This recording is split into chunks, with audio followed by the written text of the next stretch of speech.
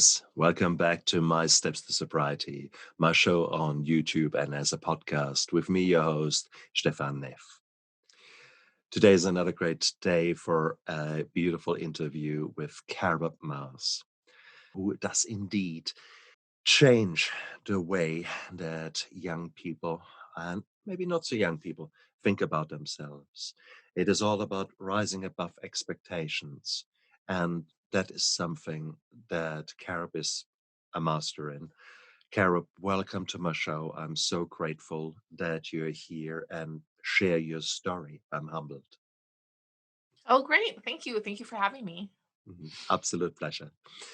Carob, your story is, of course, starting quite early in, and probably it's best if you tell it. It's probably, rather me prompting you. Tell us, Sure. how did it all start with you? All right. Well, you're a doctor. You're from another country, so I don't know if you know about the ACEs scale. Have you heard of that? No. Adverse childhood. It's the adverse childhood effects of trauma. And the highest number that you can be on that is a 10. I'm a 9 on that scale. And that scale has sexual abuse, physical abuse, mental abuse. The only thing in every kind of abuse you can think of that I hadn't gone through by the age of 8 was having someone killed in front of me. So, uh, just a brief kind of overview of what my life was like with my mother. I'm biracial. She would call me slave girl and make me call her your majesty. She kind of had this thing about her where she just wanted to, like, humiliation was almost an art for her. She would take dirty underwear, when you're a child and you have dirty underwear, and she'd pin them to the outside of my clothes, and she'd make me go to school that way.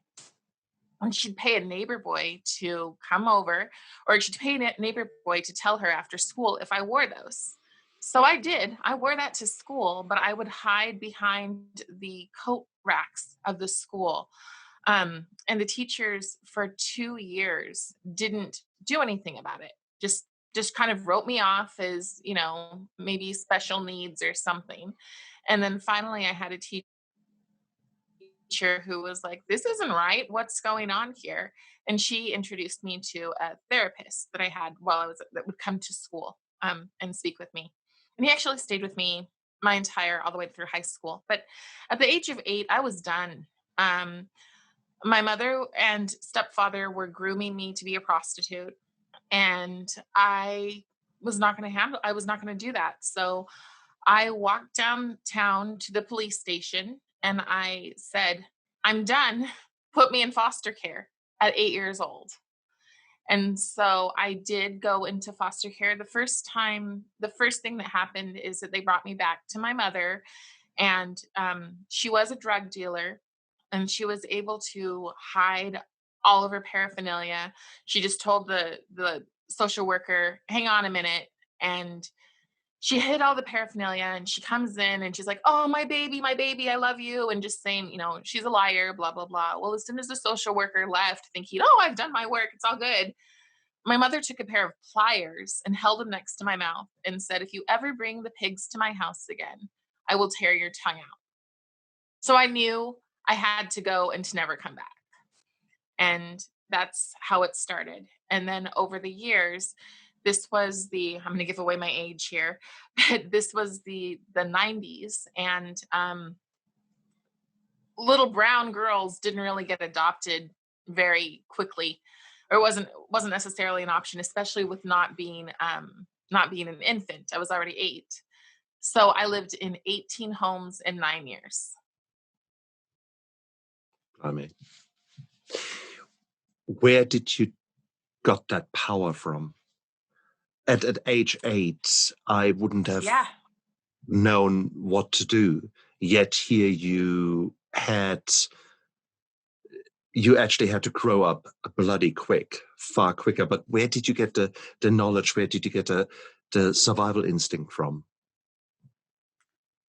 Well, I must have been born with a survival instinct, but there's a few things. One of them is going to sound really cheesy, but I would hide under dirty clothes so that I wouldn't get beaten because my mom would beat me 10 times with a cable cord every single day without fail. And if I moved or cried, she'd start over. So I hid under the laundry so that I wouldn't she wouldn't be able to find me. And I'd watch Nickelodeon and they had the old shows like Donna Reed and Leave It to Beaver. And I remember watching them going, that's what's normal.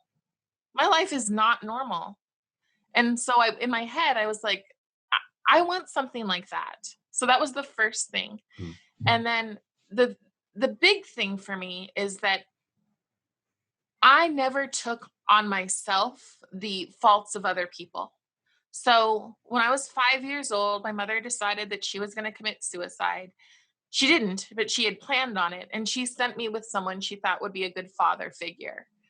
And he had no interest in being my father. So at 5 years old, I lost my innocence. And uh, it was never a, even though he was saying, "Oh, you're such a pretty girl, you're so sexy in that nightgown at 5," right? I didn't ever take that on me and go, "This is my fault." Even at that age, I was just like, "That's a bad man." And my mother, I was like, "She's a bad woman."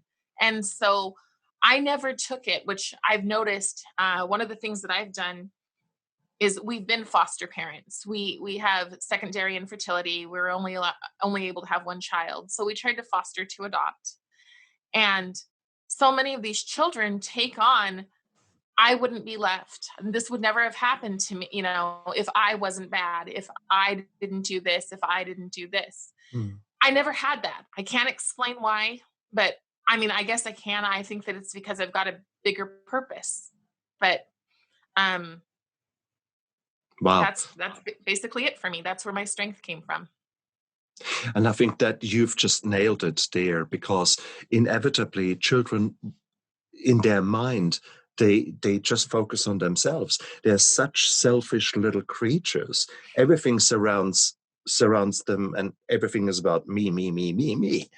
And that is normal. That is just the way it is. But the flow-on effect is that probably 99 out of 100 children that are abused will take it on as a guilt and as something that they have done.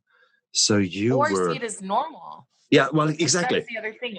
Or see it as normal, and then they become, sometimes they become the predators themselves. exactly, Or exactly, they jump into those relationships in the future where somebody treats them that badly.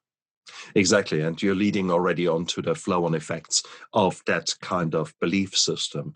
And that's why, again, in some families, you see fate recurring again and again and again. And you think, why the hell?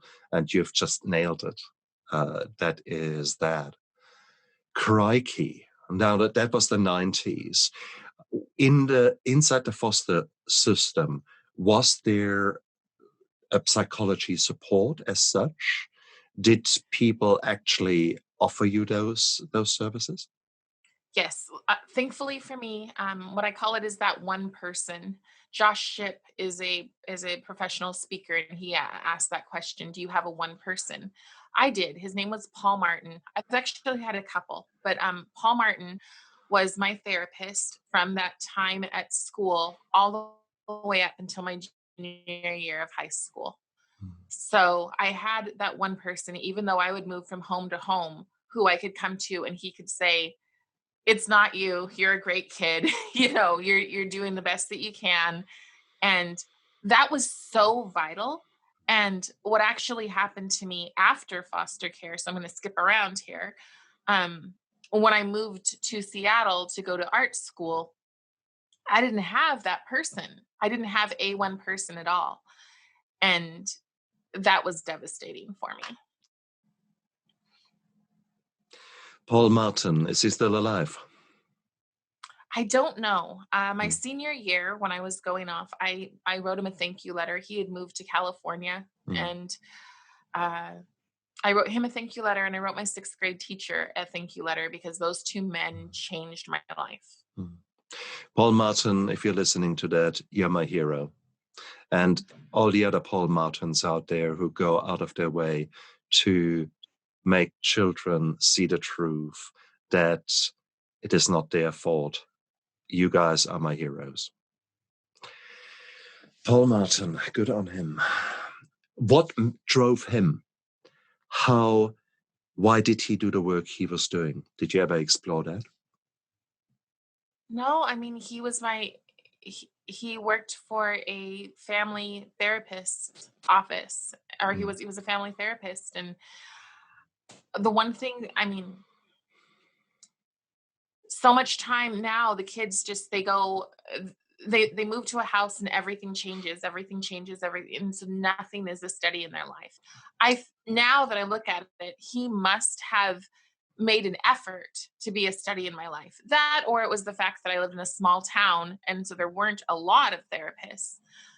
But it seems to me like he made an effort. There were times when I was in a foster home and it wasn't going well, and he would come even on the weekends to the home and say, I know that these are difficult people, I know that this is a hard situation, but you would get eaten alive in a group home, so what can you do to make it through this? And that was amazing. I guess I maybe had like a I mean, I wished he could have been my father, and he was in my life long enough that maybe that would have been, I don't know, but yeah. For a man like that, I think there would be dozens and dozens of young munchkins who would love that to happen. My Yeah. goodness. Okay. I need to come back to your mom and dad. Were there, once you got accepted into the foster care system, they would have by now looked at them more carefully. Did they end up in jail for their either drug So offending or their other things? so right before I left, and my stepfather had went into prison because literally the week before he showed me his penis and wanted me to look at a magazine with him. But like I said, I'd already been raped. That's just the full thing. There was no petting. It was full intercourse at 5. And I'd actually told him that. And he had said, well, let's not tell your mom because we don't want to upset her. Now, as an adult, I know that's a red flag. This is not a good man. Hmm. But as a kid, I thought, oh, okay, and so luckily, and it it had to be a higher power, Hmm. because luckily within a week of him showing me that, he robbed a gas station and went to prison. So that was his. My mother was a drug dealer and she went to prison for selling drugs. So at this point, I had a baby brother. He was 9 years younger than me, and he came into foster care. And I had to fight to get him to stay with me, because at first he went to my stepfather's sister, who was a prostitute, and I wanted my brother with me. And Hmm. so as this little kid, I had to go to court and say why I wanted my brother. And then when my mother got out of jail, um we would have these visits, and she would just like baby him and love on him and still treat me the same way, even in front of social workers, to the point that I would sit out on the sidewalk. I'd have to go to these stupid visits, and then I would sit out on the sidewalk and just wait for them to be over, because she just had no decency. She had no heart for me.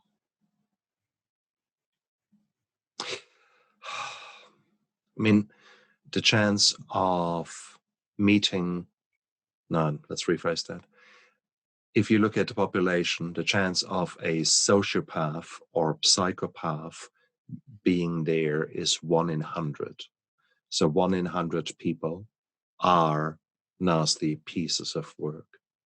And it would appear that you have found that 1 in 100. And not just once, but twice, actually, in your parents. Um, I'm. It's brutal to hear your story, but I don't think this is the only story out there. I think there are too many other children out there, and you have made it a mission to explore that. How did that come about? I mean, you were basically at a young age. You had to grow up very quickly. You got yourself in a foster system. You then went through all those changes that a young woman goes through. You're going through teenager years with your own hormonal and the heart. No doubt there will have been frictions, just because not everyone gets on with everyone. So I mean, just to imagine that roller coaster, I don't. Wow, I can just say wow. But Well, it was a bit different for me because, like I said, my other person was Mr. Garza, my sixth grade teacher, and so I didn't have, kids who are sexually assaulted. Oftentimes, they become sexually aggressive themselves, or promiscuous, or whatever. The other side of that is you become, stay away from me. I'm not mm, interested. So I was so ah, awkward around boys that right, sure. my first kiss came when I was 16, and I didn't know I was supposed to close my eyes. So when the person came towards me, I screamed. I was just like, "What is that?" It was an awful, horrible experience, and I had no idea. But these so I didn't have those kind of hormones going on. What I had was Mr. Garza gave me a message. In the 5th grade, this girl on the playground yelled out that my mother was a drug dealer and I was the N-word. Okay? So I lost my cool and I jumped over a desk like superhero style, and I pulled her hair out, like two sides, giant clumps of her hair just out. And it took two teachers to pull me off of her. And of course, everybody in 5th grade is like, "Oh my gosh." And I got a reputation, and it was craziness. Okay. I go by Carrie sometimes, and they called me Scary Carrie. Okay. It Oh, was unbelievable. so Unbelievable. So in 6th grade, I go into school. No teacher wants me. They think I am a handful and a half, even though that was a one-time experience. But they don't want me because of that experience. Mr. Garza comes to me and he says, "Carrie, can I see you outside?" So I go outside and he said, "So here's the thing." He said, "Before the school year started, we all had to decide who would take you. We drew lots." And he said, "I get that you have an awful situation at home. I get that you have no control over where you sleep at night, what you eat, what kind of horrible things are being said to you, any of that. You have no control over these things. But what you do get to control is who you want to be." He's like, Nice. "I see a bright child. I see a kind person. I see these things. Do you want to be that person, or do you want to be someone who kind of wallows in," and he didn't say wallows, that's my word, but who kind of is stuck in this place Huh. of, my life sucks. And I just thought, I have control of something. I have control of just one thing. And so that literally changed for me. And I became a person who, from 6th grade on, looked for the people who were hurting. And that is never, that hasn't changed for me. So, to your story, now I'll jump in. We tried to foster. We fostered for 5 years. Our last little girl tried to kill my son. That was that was the end for me. And when we went to our agency, they were like, "I know it's hard, but you just need to let these kids get it out of their system." And I'm like, "I'm not going to let somebody grab a knife and stab 40 stabs into my son's bedroom door. Not going to do it. I can't do that." Mm, And I realized, you know what? I cannot fix what I consider a broken system. I just can't. yeah. But what I can do is help the people who've been affected by it. So, just starting this year, I've started a platform where I interview former fosters, because I think that not just former fosters, but those who have aged out. Now, aging out is different.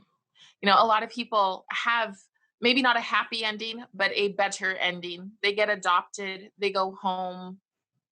That is a different ending than those of us who age out, which means that on our 18th birthday or within like a week, and now I think it's up to age 21, but still, it's very young.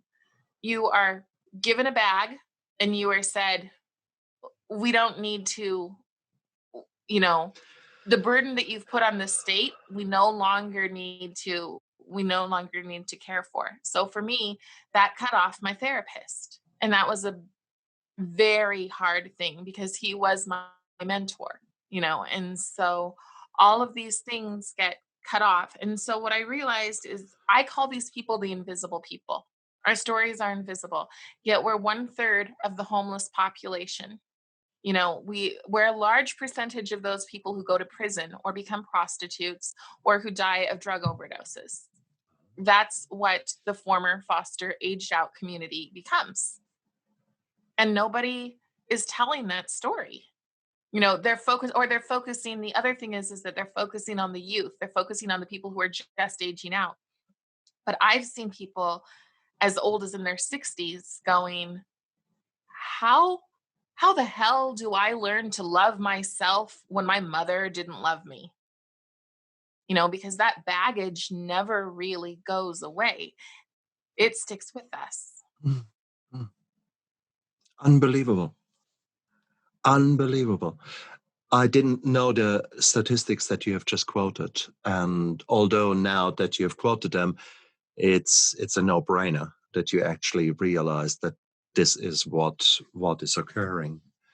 And it just shows the power of a poor choice of words at a very young age that can have over a child. And that is just the verbal abuse. And that can destroy a child, leave alone then physical abuse, sexual abuse, or the other forms of abuse that are there. Unbelievable. And this platform, the voice that you try to give, is that in the form of a podcast, or tell us more about what you're achieving? Okay, sure. Yeah, I do two different kind of things. I do a podcast and I do a YouTube interview. Um, and I take their stories. So somebody says something and I send them a message and I say, are you interested in having your story documented? Mm, And so one that I've just recently done or that I'm currently working on is the foster care to prison pipeline. mm, It's not my story at all, but hearing about it and giving voice and drawing mm, attention to it mm, makes these people feel that they're seen. I've had so many people who have been neglected and abused and also abused in their foster homes. Or one of the worst things that happens is that they're labeled so quickly. They just have, they I interviewed a girl who had been sexually assaulted by her stepfather from 8 until 12. She told at 12. And she went straight to a group home because of her age. This was not a bad kid. She hadn't done anything. And she went straight to a group home where they decided the best way to control anybody is medication. So they're just passing out medication to kids and like over medicating and giving them the wrong medications, all of these things. And this is a common thread that I'm finding. And so then I talk to these people. I talk to them for about 2 hours and I take their stories and I add images and I try to make something beautiful out of the wreckage that they feel. And when I'm having these conversations with them, I ask them questions like, did you have a one person? What point did you at what point did you get um, your own sense of self-worth? And the people, this one in particular, she has her master's degree. She's raised beautiful children, all of these things. And when I said, at what point did you get your self-worth? Did you feel like you had it? She goes, I really can't answer that. And it was just so shocking to me that somebody who had achieved so much still felt inadequate.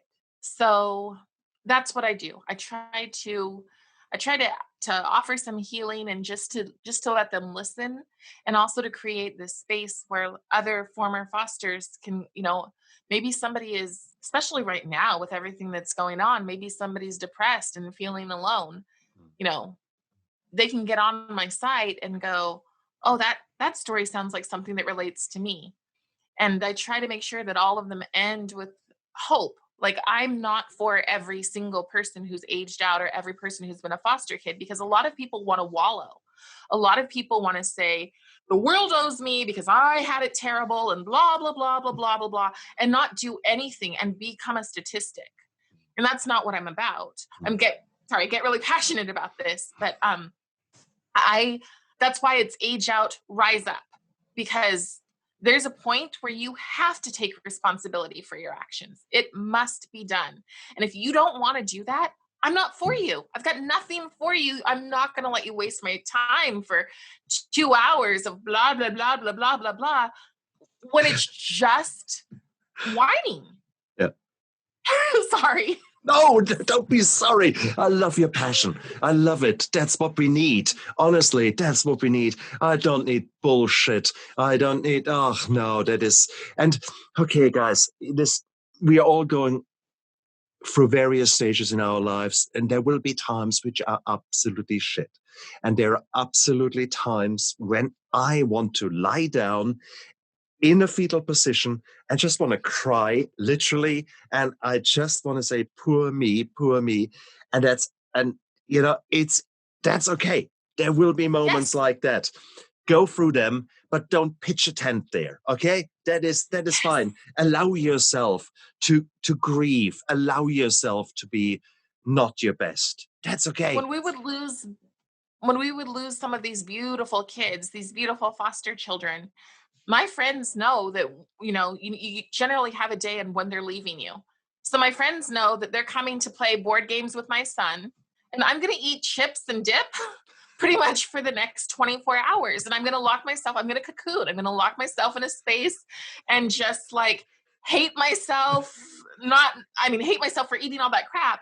But, but, but when I open up the door, it's time to get to work. It's time to move on to the next thing. If you stay stuck in this place, you will never move forward. Mindset is such a huge, that is the way we succeed, you Yeah. know? You are so right. You're so right. And you had a head start for all the wrong reasons to take action. You took action at a very early stage, and you realized that this is the key to surviving and the key to succeeding, because that's the difference between a dream and a vision and a mission, to actually take little steps of action. And that's what you do. So kudos to you. You are transforming the world by giving a platform for stories to be shared, stories that otherwise no one would hear. And do not underestimate the power of that, for someone to break out of their mold and feel encouraged to share their story. And the moment that story is out, the moment there is such a different feeling there. There's like a freedom there. There's such, suddenly your posture changes. And wow, I've told my story.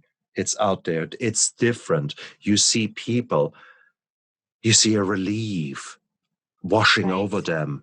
And that is what you allow your people, your tribe out there to do. And that is something that's, as you said, this lady who had achieved so much. It doesn't matter what you achieve. It's how you feel inside. What you see out there is the mask. And of course, you're getting, if you're in this foster system, of course, you're getting bloody good in masks, because you don't want to share your deepest inner things, because it's a cruel world out there. And People judge you for sure, for sure. And the second part of what I do is I'm trying to teach life skills. So the second part that I do is I make my own videos and talk about like having a poverty mindset or abuse, or just like what skills did I wish that I had. And so I sat down and I made a list of 56 things, and I'm trying to make a video on every single one of them and put them out there, because they're not there. Because the other problem is that the people who are aware of the issues that aren't former fosters, they don't necessarily get it. And what they think is, how can I save these people? Oh, And that is probably one of the worst things that people can think is, how can you save us, rather than how can you teach people to save themselves? And so exactly. that's the huge part of what I'm doing right now. And Oh. they're a little cheesy because I'm just figuring everything out, but that's my goal is like, how do I teach people, that maybe that scarcity mindset can help you right now? Or maybe, like, I hear a lot of people say things like, oh, we shouldn't go, we should never have to buy clothes at the thrift store. And I think, why? Yeah. Why would you? I'm like, we're a middle class family and I shop at the thrift store first. And that's why we're a middle class family. And so, If you if and you look, no, read books. For example, read books about the what are the typical titles? What are the common habits of the millionaire next door? And right. you will see exactly, they will look around, they will shop for the cheapest, Yes. they will shop for good quality, but equally they will look that they can reduce the amount. And this Yes. a good example is my best friend. He is a man who has no scruple as far as bargaining goes. If he buys a car, these poor car salespeople have no they don't know what hits them. It is not just that they reduce the price to half of what is on the window. They also probably throw in everything, including their wife, to just get rid of him out of that. But that's how he saves a lot of money. And it is one of these things that I've taught my boys. The very first thing is, well, is that the best price you can give me? Within reason, in the thing. But you might be surprised how often, with just that little sentence, is that the best price you can give me? You get 10% off or something like that. Well, guys, this is okay. This is you don't have to. There's so many things, and that's just the example of the money. And as you're right, here 56 lessons. That's a hell of a lot. That's cool. I need to say. So that's my book, My Steps to Sobriety. And it's all about my steps to sobriety. You would think, well, that's the first part there, and that is all about alcohol and what it does to you, and maybe what's not such a clever idea. The second part there, that is really the 12 steps in a way that you can recognize it. Now, that part there, that's where the magic is. And that's your 56 steps, just my version of it. Because challenges will keep going and they will keep Right. coming and they are just there. So it's all quite pretty to say, I stopped drinking and I'm going to be a new man and I meditate now. Yeah. And then the money runs out. And then depression hits you. And then Right. trauma hits you. But all Right. these things are there. So you might as well start learning something about it. Get lose your financial virginity. Actually know what compound interest is. Know how you can maybe save money by doing a budget, things like that. So that's what you are Right. doing, which is Yeah. fantastic, which is great. Yeah. I Well, know. it's what I feel like I can do. So, Mm. And yeah. these are powerful, powerful things because it goes back to basics. As I was growing up, no one taught me about money because my parents had no clue about money. So everyone was trying to play lotto and somehow hit the jackpot. Yeah, about that. My father, I did the maths once. He played lotto every week since he was 16 until he died. So that money was just $10 each week, but with compound interest, that ended up something like 360,000. And needless to say, he never won anything bar, $50 here or there. So essentially, he basically played a whole house away, hoping that one day there will be this magic thing. So I come from that background. No one taught me that. And it's only down the line that I started looking into it that I suddenly developed an appreciation and now know how to look after my money. Many people out there don't. And if you come out of a foster system, I don't know that there were life lessons like that being taught. It's certainly at schools, these life lessons are not taught. You learn a lot of interesting things, and some of them are good, some of them not so. But I think as far as I'm concerned, everyone should go mandatory at age 18. They should go 4 weeks into rehab. Or the life school of sorts. Yes, absolutely. This would be so good, wouldn't it?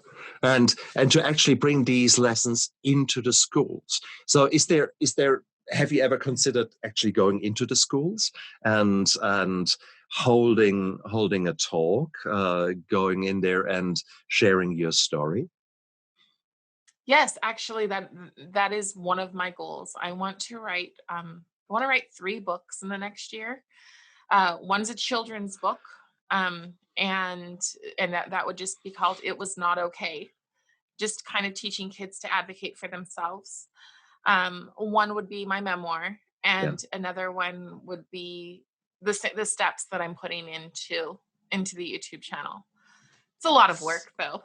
It's a lot of work, and I'm literally just learning how to make Zoom work. Oh, so, Carob, but it is. those are my goals, and what I want to do when quarantine is over, what I really want to do is go.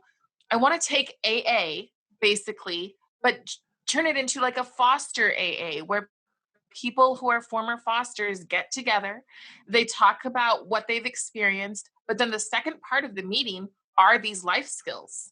I just think that that would be an amazing one. I'm building community, and two, I'm addressing the things, because so many people are like, what we need are free schools. And I'm like, do you realize that if you're under 35, you can go to school for free? It's right there. So here you go. Here's the forms. Let's Uh-huh. sit here and fill them out instead of sitting back there and doing nothing, you know. So and I'm nice, but I'm not minced mouth, I'm very much like, this is what you do, this is how you do it. Do it. My poor Exactly. son. Yeah. No, no, no, no, no. Show them the path. Show them the path. You don't have to Yes. to hold their hand, go there. But many people don't even know that if they just open that door, there's this beautiful path waiting for them. They just don't Right. know what is out there. And for you just to say it's okay to feel like the way you are, but did you know that actually you could do A, B, C, D? And once you have Right. achieved that, that opens that door. And then once that door is open, you can go from there to there. And you think, wow, really? Because people are Right. hopeless. They have lived in their awful cocoon for such a long time. So they're bitter and it's in their own mind is that, plus their But own it's also world is that. celebrated. But it's also celebrated right now. I mean, we're definitely more of a uh entitled culture than I can ever remember being, right? And so my whole thing is empower, don't entitle. Oh, And no, so when you ask me going into schools, I'm like, I don't know that schools want to hear my message because I it just doesn't seem like the language they want to hear right now. so I'm I'm laughing. I'm laughing because I want not too long ago, maybe a month or two or so ago, I had enough of my two boys not pulling their socks up, and I mean they're 17 and 19 for crying out loud. So I let rip. You bloody entitled millennials. It's just all the stereotypes. God. And I think the message got brought home because we're laughing now about entitled millennials. But they accept and they realize that they are little entitled. So I am with you 100% on that message, but people need to learn it themselves. People need to take the steps. You can only show them. And right. having said that, by you going out there to a school auditorium and share some of your story, you might actually open up that door just that little bit for that little child that the teachers didn't even know what was going on, because it's a world in hiding. The children don't just Right. come out, hey, I'm abused. No, Right. no, everything is hidden. But you suddenly telling your story will change that one little boy, that one little girl. And I think that is the power. You having this book, the children book, out there, having it in libraries where children who are going through the library and actually seeing that book, wow, or where maybe a librarian reads it, because I doubt very much that mommy and daddy would buy it for them. But it's still, suddenly it is out there. Suddenly the little boy might look at it and think, it's not okay that my stepdad touches me. This Right. is where it starts. So beautiful, beautiful, beautiful. Don't you dare stop writing these books. Okay. Don't you dare. This is cool. And tell you what, we'll finish that interview and then we talk offer to Sure. offer. Yeah. Sure. I've just finished a children's book, and I've got some other children's book authors around me. So let's talk and let's see how we all can collaborate a little bit more, and let's make this world better. There's so Yes. much shit going out there. It's we have got the power. And you guys listening in, there's a damn good reason you listen to that. There is obviously you have got the wish to change the world as well, your own world. And why stop there? It is so much there, and it's beautiful to change your own world, to then refocus your your joy, your passion, and let that shine. And you have no idea who you influence then, and that is powerful. So guys, That's legacy. well, Right. exactly. Oh, beautiful, yeah. Mhm. So no more invisible children. Right. No, Right. speak up, uh, and take charge. And I think that it doesn't matter if you're a foster child or if you are a child with a different background. It does not matter. It doesn't matter if you're a child in a child's body or if you're a child who is now 60. It's still the same message. Okay. So please go out there. It's okay to be not okay. Okay. It's okay to feel not right. It's not okay to just wallow in it and sit it in it and be the victim. It's okay to speak up, and it's okay to redefine yourself. And that's what Carob is doing there. So if you guys are part of the foster community, either from people who are actually fostering themselves, I think it would be a powerful, powerful thing to actually read these stories and listen to these stories. And of course, if you're have been in the foster system, it might be a wonderful thing for you to touch base with these stories. So where are these stories? What are your websites? Sure. It's across most platforms. Let's see. Facebook. I also have a Facebook group for community. YouTube. That's where most things are. Anchor, which means that you can find me on Apple Podcast. And all of that is at Age Out, Rise Up. You can also reach me if you want to send me a private message for interviews or just because you need to talk to someone, that's fine. That's ageoutriseup@gmail.com. On Twitter, I'm Carob Mars. And on LinkedIn, I'm Carob Mars. Perfect.